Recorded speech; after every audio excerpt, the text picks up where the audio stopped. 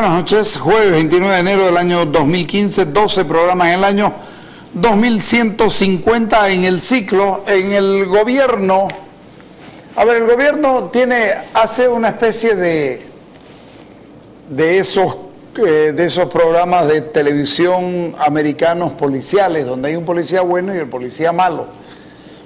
El policía bueno, don Álvaro García Linera, dice: nosotros vamos a cumplir la Constitución a rajatabla y no vamos a permitir que se nos postergue o se nos prolongue nuestro mandato. Al otro lado aparece la gente masista, los masistas de siempre, y dicen: vamos a pelear por hacer la reelección indefinida.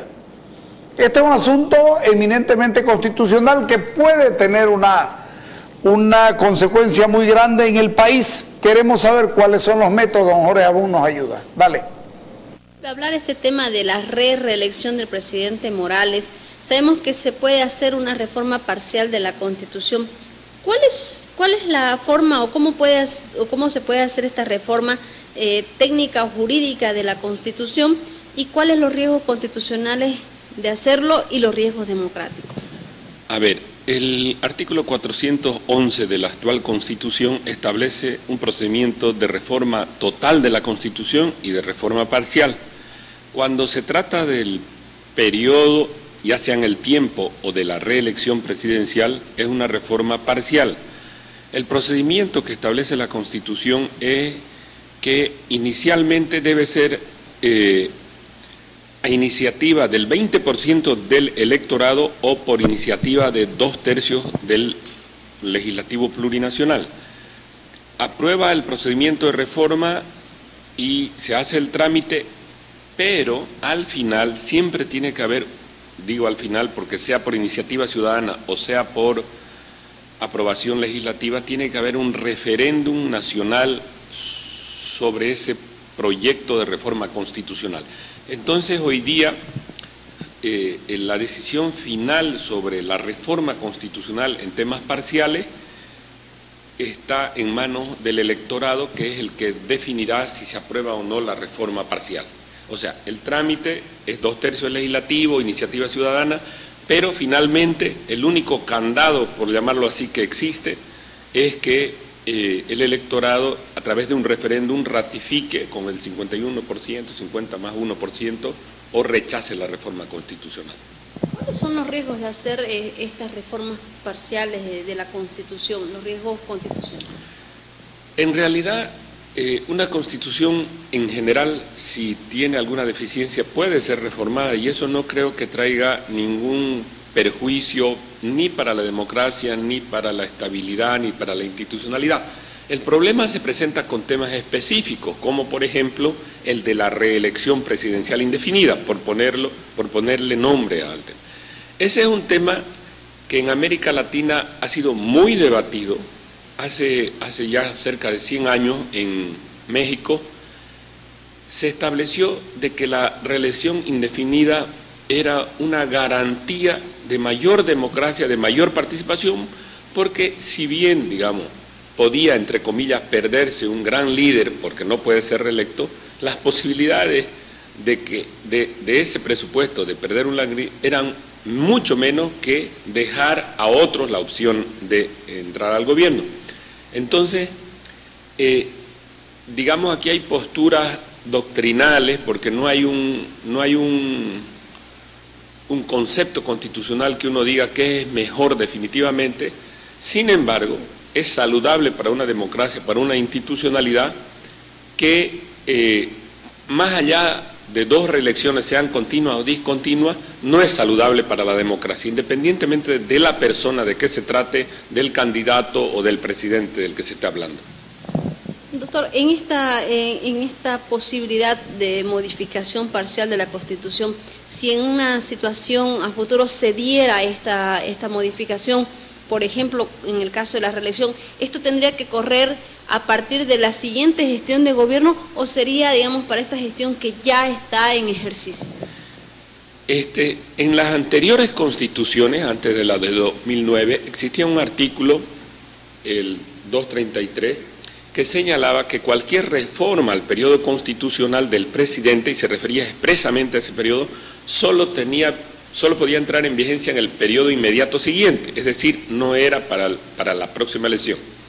En el caso presente no hay esa disposición y por tanto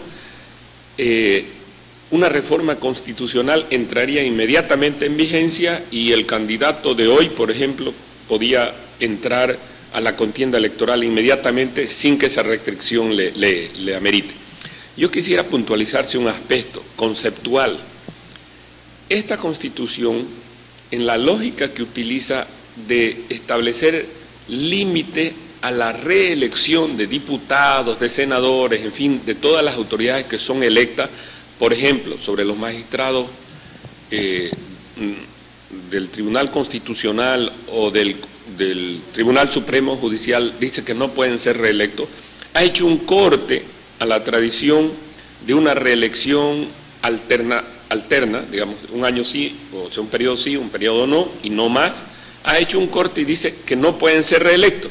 Entonces, en mi entender, en la lógica de la Constitución, reformarla para instituir la reelección indefinida de una autoridad cualquiera que sea esta, rompería el esquema constitucional que se ha fijado en esta Constitución, más allá del juicio de valor que tenga uno o no, porque no sería lógico que le prohíban a todos reelegirse por lo menos una vez más y sin embargo haya una autoridad, cualquiera esta sea, que pueda reelegirse indefinidamente. Esta Constitución fue vendida con el presupuesto de que no podían reelegirse ni los legisladores ni las autoridades judiciales. En esa lógica resulta un absurdo jurídico desde esta Constitución que ahora se pretenda en cualquier cargo, para un solo cargo, la reelección indefinida. O, porque es buena, se la establece para todas las autoridades, gobernadores, alcaldes, legisladores nacionales, departamentales o municipales, o no se la establece para ninguna, porque la Constitución es un sistema y ese sistema no puede tener hernias, digamos, porque genera una distorsión del sistema. Creo que una lectura integral de la Constitución lleva a esa conclusión general. Sin duda es interesante este asunto. La Constitución de 1967 era una Constitución mejor hecha, mejor redactada y mejor vista que esta, aun cuando le faltaban aspectos de modernidad y la inclusión de indígenas y todo ese capítulo que en aquella época ni se lo pensaba ni se lo veía. La reforma parcial, fíjense ustedes cómo es la trampa, la reforma parcial de la Constitución podrá iniciarse por iniciativa popular con la firma de al menos el 20% del electorado o por la Asamblea Legislativa Plurinacional mediante ley de reforma constitucional aprobada por 2/3 de los miembros del Consejo presente. El Congreso presente, tendría la posibilidad de aprobarlo pitando. ¿Sí? Uno los escucha decir, no, se va a abrir la Constitución solo para el tema judicial, y hay otros que dicen, no, que por ahí se nos entran. Aquí no dice, no establece, y eso es grave, que la Constitución se abrirá por iniciativa popular o por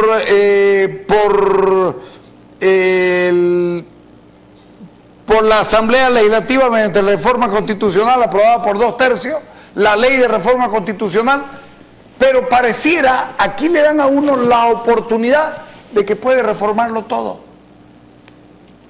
No la Constitución totalmente, sino que puede agarrar 4, 5, 6, 7, 10 artículos del montón que son de 408 artículos que los pueden abrir, pueden hacer lo que les dé la gana con ellos, que pueden abrir 10 o 20, o sea, judicial, y ya que estamos, ¿por qué no le echamos aquí en la parte de la reelección presidencial? Antes se decía, todo cambio de esta Constitución esperará un periodo y podrá hacerse efectivo a partir del próximo periodo constitucional. Lo que dice Jorge Abún es más que claro. No es correcto que tenga un nivel de una única exclusividad de reelección y que todo lo demás no pueda reelegirse o que tenga problemas o mecanismos y que tenga que renunciar para después. Es decir, aquí están jugando, esta constitución fue hecha para que don Juan Evo Morales Ayma pueda gozar de ventajas que no va a tener ningún otro. Para eso fue hecha esta constitución. Yo creo que nos va a pesar mucho. Claro, la ventaja que cualquier reforma parcial necesitará referendo constitucional aprobatorio, igual que la vigencia de la reforma total necesitará referendo constitucional aprobatorio. Es decir, no les va a costar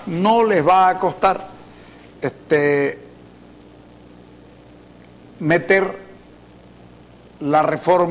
la ley de reforma en la Asamblea Constituyente si así lo deciden.